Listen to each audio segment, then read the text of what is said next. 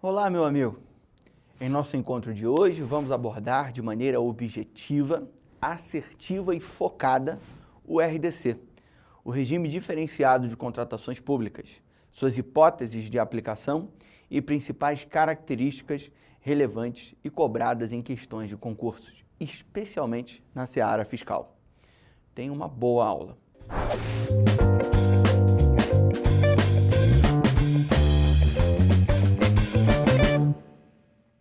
Inicialmente admitido como um procedimento diferenciado voltado para as contratações relacionadas aos eventos esportivos de grande porte, tais como Copa das Confederações, Copa do Mundo, Olimpíadas e Paralimpíadas, bem como ainda a estrutura de aeroportos no raio de 350 quilômetros das cidades sede destes eventos, o RDC, instituído pela Lei 12.462/11, passou a ser visto como, entre aspas, o futuro das licitações. E teve o seu rol de aplicação consideravelmente ampliado, conforme veremos agora em nossos slides a citação do artigo 1º da lei do RDC. O RDC nasceu inicialmente com essa única finalidade deste primeiro slide, para a realização de contratações públicas que visavam os Jogos Olímpicos, Paralímpicos, a Copa das Confederações e ainda a Copa do Mundo. E ainda, por questões lógicas, obras de infraestrutura aeroportuária num raio de 350 quilômetros das cidades que forem sede desses eventos. Então, muitos aeroportos realizaram contratações de acordo com o RDC. Obviamente, os aeroportos que estão na mão do poder público, administrados pela Infraero.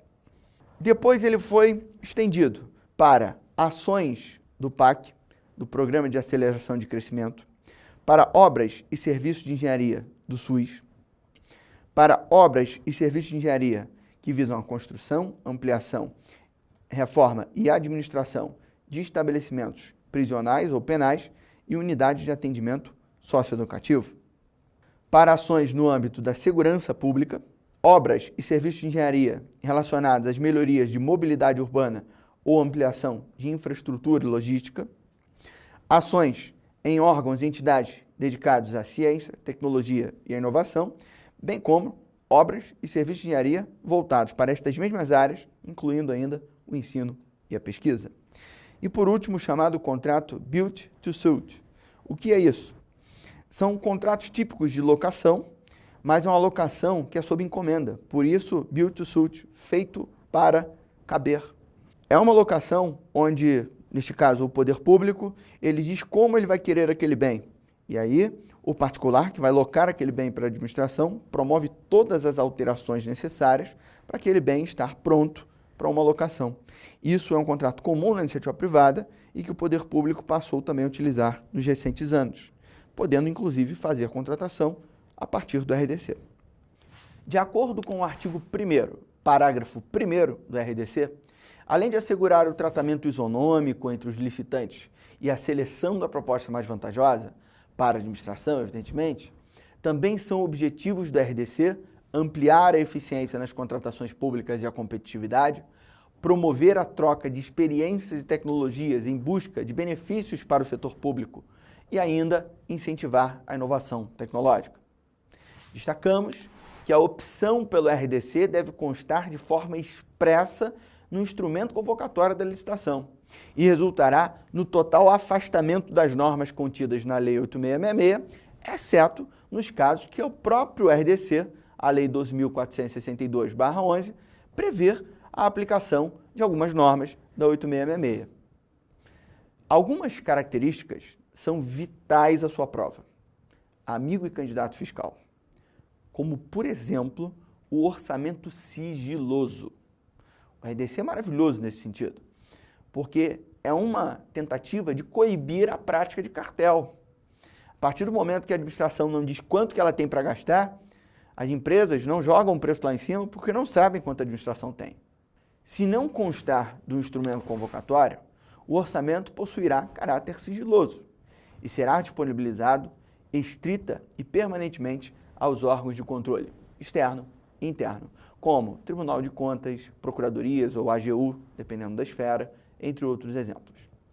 Ademais, o orçamento previamente estimado para a contratação tornar-se-á público apenas e imediatamente após o encerramento da licitação, sem prejuízo da divulgação do detalhamento dos quantitativos e das demais informações necessárias para elaboração das propostas. Vide artigo 6º, caput e seu parágrafo 3º da Lei do RDC. O regime diferenciado de contratações expressamente admite ainda a indicação de marca ou modelo, desde que formalmente justificado e em decorrência de necessidade de padronização, ou ainda, quando determinada marca ou modelo comercializado por mais de um fornecedor for a única capaz de atender às necessidades da entidade contratante. E por último, quando a descrição do objeto a ser licitado puder ser melhor compreendida pela identificação de determinada marca ou modelo, aptos a servir como referência, situação em que será obrigatório o acréscimo da expressão, entre aspas, ou similar ou de melhor qualidade, conforme artigo 7º, inciso 1 e alíneas do RDC. É admitida ainda a exigência de amostra do bem, no procedimento de pré-qualificação, na fase de julgamento de propostas ou de lances, desde que justificada a necessidade de sua apresentação. Também é admitida a solicitação de certificação da qualidade do produto ou de processo de fabricação, inclusive sob o aspecto ambiental, sustentabilidade, por qualquer instituição oficial competente ou por entidade credenciada. E, por fim, é admitida a solicitação motivadamente da chamada Carta de Solidariedade emitida pelo fabricante, que assegura a execução do contrato, no caso de licitante, revendedor ou distribuidor. Simples, se tem um revendedor de um produto, exige a administração uma carta de solidariedade do fabricante daquele produto. Se tiver algum problema com essa revenda, você, fabricante, é tão responsável quanto ele? Sim, sou. A administração pode exigir esta carta. Dentre os regimes de execução de obras de serviços de engenharia, previstos no artigo 8º do RDC, cabe destacar a chamada contratação integrada. Professor, o que é a contratação integrada? Estimulada pela lei, a contratação integrada compreende a elaboração e o desenvolvimento dos projetos básico e executivo, a execução de obras e serviços de engenharia, a montagem, a realização de testes, a pré-operação e todas as demais operações necessárias e suficientes para a entrega final do objeto. Vide artigo 9º, parágrafo 1º do RDC.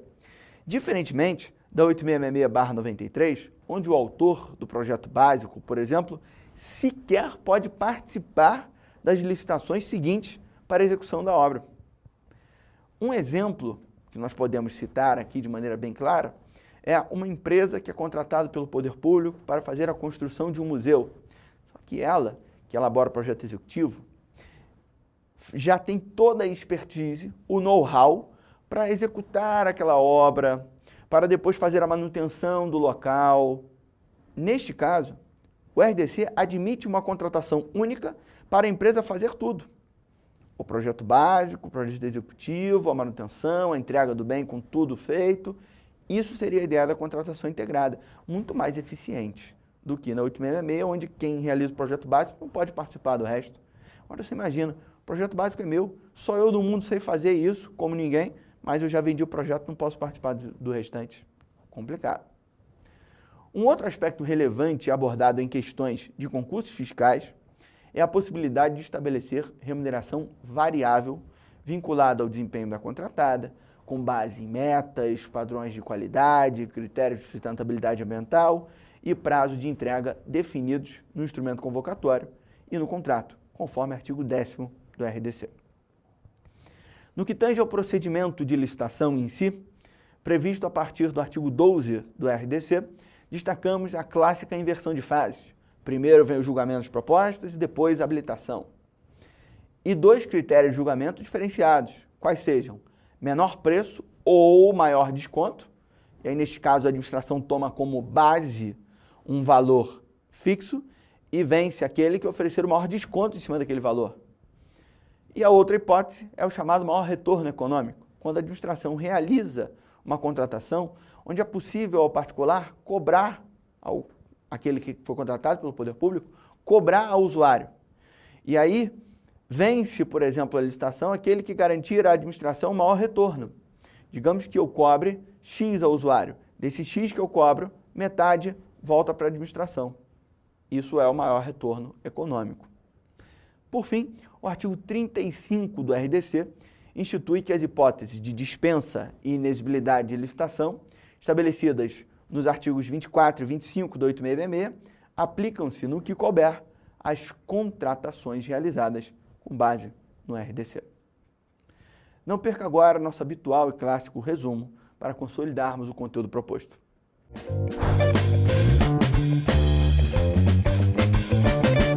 Aprendemos que o RDC foi criado inicialmente para contratações que envolvessem os Jogos Olímpicos e Paralímpicos, além da Copa das Confederações, Copa do Mundo e estrutura aeroportuária nas cidades que estavam a 350 quilômetros das cidades sede desses eventos anteriores.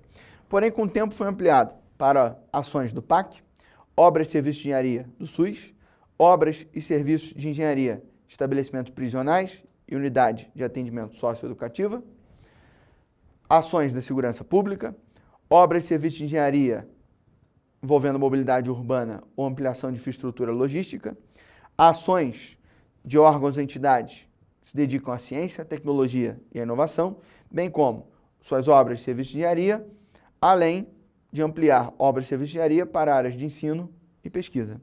E, por último, os contratos Build to Suit, que é aquele aluguel sob medida. Os objetivos da RDC são obtenção de proposta mais vantajosa, já está lá no 8666. Também está no 8666 o atendimento à isonomia. O RDC amplia. Ele fala em ampliar a eficiência nas contratações e ainda a competitividade. Fala em promover a troca de experiências de tecnologia com a iniciativa privada em busca de benefícios para o setor público e ainda de incentivar a inovação tecnológica. O RDC prevê a possibilidade de um orçamento sigiloso, disponibilizado apenas para os órgãos de controle interno e externo e tornar-se-á público apenas após o encerramento da licitação. A opção pelo RDC deverá constar de forma expressa do instrumento convocatório, o que resulta no afastamento da Lei 8666, exceto nos casos expressamente previstos na Lei 12.462/11, o RDC. Admite indicação de marca ou modelo, desde que justificado por 3 situações. Por padronização, caso de impressoras, preciso comprar toner. Preciso comprar, então, toner da marca tal, modelo tal, senão não encaixa na impressora. Atendimento à necessidade específica ou ainda utilizar a marca como referência.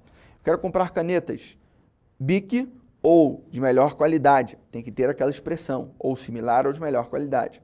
Isso você utilizaria como referência. Admitida a exigência de amostra do bem, a famosa amostragem, isso mesmo.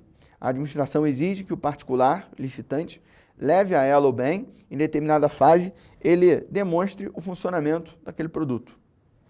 Admitida a solicitação de certificação de qualidade e admitida ainda a chamada carta de solidariedade entre o fabricante e o revendedor que eventualmente estiver participando da licitação.